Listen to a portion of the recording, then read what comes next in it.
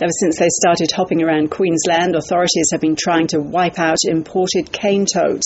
Now, a game meat processor thinks he's found the answer. He's just returned from a trade mission to China and says consumers there can't get enough of them.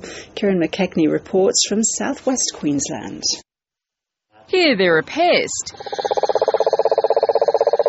In China, they're a delicacy. They use the meat for human consumption, but the skin, the offal, and the organs predominantly, and the toxin produced by the toad is used in traditional medicines. Western Queensland kangaroo meat exporter John Bury struck on the idea of selling cane toads to China when he was served some during a business dinner in the country. They're certainly interested in taking everything we can possibly process.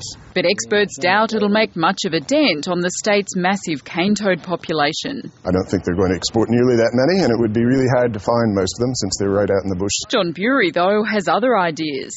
Queensland is home to millions of cane toads, but that might not be enough. John Bury is considering farming the pests to keep up with demand from China.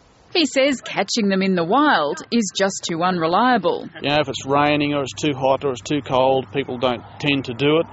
So I think we'll probably find, if it becomes a going concern, that we'll move into a farmed type situation. Yet that could prove more difficult than he's expecting. Toads seem to do really well on their own, but I think they're actually quite difficult to raise in captivity, and raising them on a commercial scale would be a trick. John Bury isn't deterred and says if his grand scheme works, he could be hailed a hero. They might make a statue out of me, as long as not making me hold a cane toad or something. Cashing in on one of Australia's most notorious invaders. Kieran McKechnie, ABC News, Charleville.